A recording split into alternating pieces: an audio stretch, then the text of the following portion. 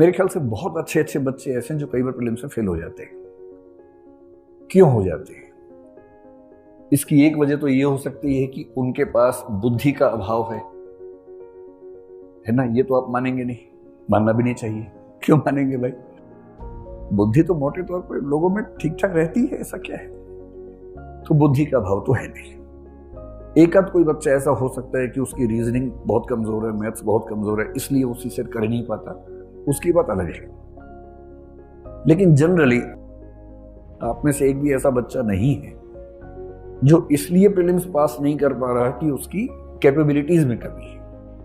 मैं तो ऐसा नहीं मानता हूं, आपको भी नहीं मानना चाहिए। तो क्या वजह हो सकती है? एक वजह हो सकती है कि आपकी मेहनत में कमी है। मेरा ख्याल है कि ये वजह भी ठीक नहीं है, क्योंकि पता नहीं क्यों पर मेरी समझ ये है कि जो बच्चे कमजोर बैकग्राउंड से होते हैं, और मोटे तौर पर ये कह सकता हूं मैं कि हिंदी माध्यम के या तमिल, तेलुगु, कन्नड़, मराठी, गुजराती माध्यम के बच्चे अंग्रेजी माध्यम के बच्चों की तुलना में सामान्यतः कमजोर पृष्ठभूमि से आते हैं। और जो जितनी कमजोर पृष्ठभूमि से है उसमें मेहनत करने की क्षमता उतनी ज्यादा होती है। ये जनरल ट्रेंड दुनिया भर में है।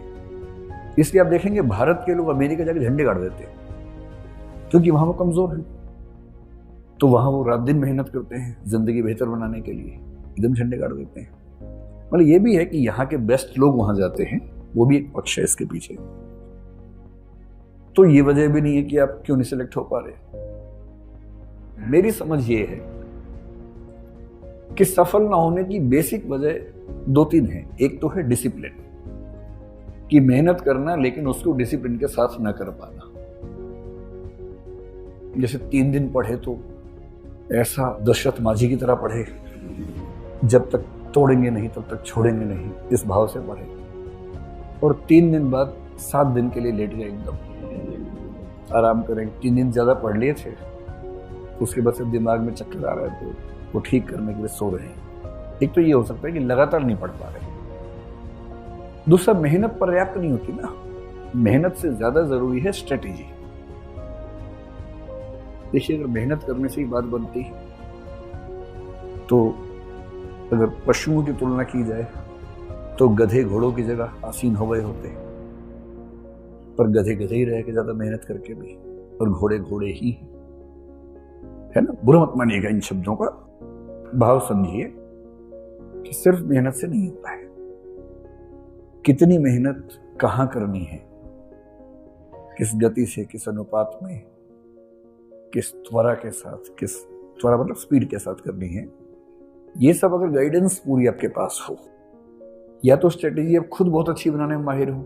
जैसे मैं जब विद्यार्थी था, मुझे ऐसा लगता था कि स्ट्रेटेजी बहुत आसान चीज है, इसमें क्या दिक्कत है, और मुझे कभी किसी की जरूरत पड़ी नहीं स्ट्रेटेजी बनाने में, क्योंकि सबका अपना अपना माइंड होता है। मेरा जो तरीका है सोचने का वो एल्गोरिदमिक ज्यादा है, तो वो स्ट्रेटेजी बन जाती है आराम से, दिक्कत नहीं आती।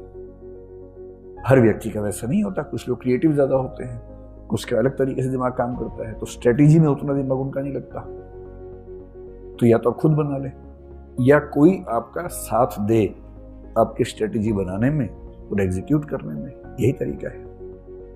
तो मैं स्ट्रेटेजी प्लस गाइडेंस एक साथ लिख देता हूं, तो आप समझ पाएंगे कि इस प्रोग्राम के पीछे हमारा मंतव्य क्या है, उद्देश्य क्या है।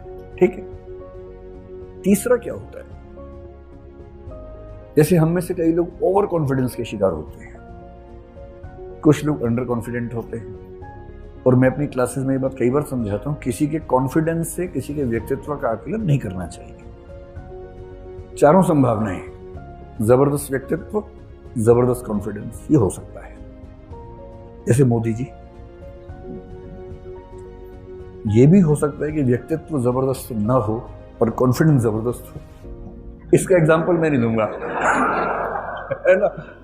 वैसे ही देश का माहौल ठीक नहीं है, पता लगा इसी पे किसी ने मार दिया और कहा कि यूक्रेन से बम आया था। अभी तो यूक्रेन के नाम पे कुछ भी हो रहा है, सब्जी के रेट बढ़ गए हैं, लोग कह रहे हैं कि यूक्रेन से सप्लाई नहीं आ रही है, इससे टमाटर महंगा हो गया है। अजीब हाल है।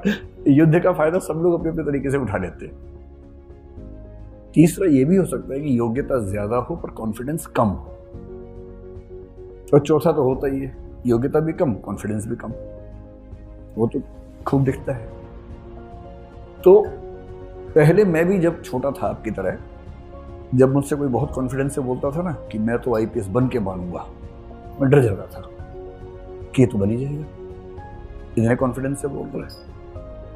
धीरे धीरे कई अनुभवों से मैंने सीखा कि बोलने पे नहीं जाना चाहिए, और अब तो उल्टा हो गया है। प्रीलिम्स में 100 क्वेश्चन होते हैं, जब मुझे कोई बच्चा बोलता ना कि 70 ठीक है, मैं समझता हूँ इससे तो नहीं होगा। जब कोई कहता है कि नेट स्कोर 140 प्लस आ रहा है, तो और मेरा अनुमान आमतौर पर ठीक निकलता है ऐसे मामलों में, नहीं ही होता है। फिर वो कई साल तक गीत गाते हैं कि गोला गलत भर दिया था, या रोल नंबर मैंने तो ठीक भरा था, जो इन्विजिलेटर था मुझे गुस्से में देख रहा था, उसने बाद में रोल नंबर चेंज कर दिया मेरा। ऐसी ऐसी बातें, इसी को गालिब कह गए हैं। हमको मालूम है जन्नत की हकीकत, लेकिन दिल के खुश रखने को गालिब ख्याल अच्छा है। तो ख्यालों में रहिए, क्या दिक्कत है। तीसरी बात जो मैं कहना चाह रहा हूं, आप दरअसल कहां खड़े हैं। दुष्यंत कुमार की एक पंक्ति मुझे बड़ी प्रिय है, तुम्हारे पैर के नीचे जमीन नहीं, और कमाल यह है कि तुम्हें इसका यकीन नहीं। पैर के नीचे जमीन है ही नहीं, खड़े हैं हवा में, और कॉन्फिडेंस ऐसा कि बाप रे बाप। तो याद रखना, तुम्हारे पैर के नीचे जमीन नहीं, और कमाल है कि तुम्हें इसका यकीन नहीं। ऐसा आपके साथ ना हो जाए। एक मैंने बड़ा अच्छा कार्टून देखा, एक फट्टा रखा हुआ है बैलेंस किया हुआ, उस फट्टे पे आगे एक आदमी खड़ा है, एक पीछे खड़ा है, इसीलिए बैलेंस है। पीछे वाला आगे वाले को लात मार रहा है, तो नीचे लिखा हुआ आ रहा है, लात मारने से पहले अपना भी देख लो। है ना, कई बार जरूरी होता है कि हमें अपनी जमीन का आइडिया हो। तो हमें ऐसा लगता है कि यदि आपके पास एक साइंटिफिक फीडबैक सिस्टम हो। साइंटिफिक फीडबैक क्या होता है, सारा खेल इसी का है। अगर आपसे कोई पूछे मेंटरशिप क्या है, तो बोलना साइंटिफिक फीडबैक मैकेनिज्म। मूल रूप से ये हमें ये पता ही नहीं होता कि हम कौन से सेगमेंट में कितने अच्छे हैं, कहां कितने बुरे। सब सेगमेंट, टॉपिक, सब टॉपिक, कंसेप्चुअल प्रश्नों में अच्छे हैं या फैक्चुअल में अच्छे हैं, कितना टाइम ले रहे हैं। ऐसा तो नहीं कि हम ठीक कर रहे हैं पर बाकी लोगों की तुलना में टाइम ज्यादा ले रहे हैं। और जब हमें अपनी एक एक चीज, एक एक अच्छाई और बुराई का साइंटिफिक फीडबैक ना मिले, तो हम अंधेरे में तीर मारते रहते हैं। और इसी प्रोसेस में देखिए, प्रीलिम्स जो है ना, पढ़ाई का खेल है नहीं। दरअसल पढ़ाई तो एक पक्ष है, जिसकी स्ट्रेटेजिक थिंकिंग बेहतर है, प्रीलिम्स उसका निकलना बहुत आसान है। और जो स्ट्रेटेजी में कमजोर है, रणनीति में कमजोर है, उसका प्रीलिम्स निकलना बहुत मुश्किल काम है। बेसिकली हम ये करना चाह रहे हैं कि आपको अपनी तैयारी के एक एक पक्ष में साइंटिफिक फीडबैक मिल जाए, और साथ में एक ऐसा व्यक्ति मिल जाए जो आपको मेंटरशिप यानी कि मार्गदर्शन, साथी की भूमिका में आपके साथ खड़ा हो सके, जो आपसे सीनियर हो, जो उन चीजों से निकला हो जिनको आप झेल रहे हैं, और वो आपको बता पाए कि देखो इस चीज में दिक्कत है तो इसका ये समाधान है, ऐसे करो। आपका हाथ पकड़ के आपको आगे लेके जा सके। अगर ये सब हो जाए, क्या होता है कि 2, 4, 5 नंबर से ही अटकते हैं हम लोग आमतौर पे। वो 5 नंबर की यात्रा बहुत मुश्किल नहीं है इस प्रोसेस में। और इस वजह से हमने इन सब चीजों को मिलाकर एक कंसेप्ट बनाया। हमारी एक बड़ी टीम, करोलबाग में कुछ लोग हैं, कुछ ही हमारी टीम है, सबने मिलकर प्लानिंग की, ताकि जो भी बेस्ट हो सकता है वो सारा यहाँ के बच्चों को मिले। और मैं अपनी इंग्लिश की टीम का भी शुक्रगुजार हूँ, उन लोगों ने बड़ी हेल्प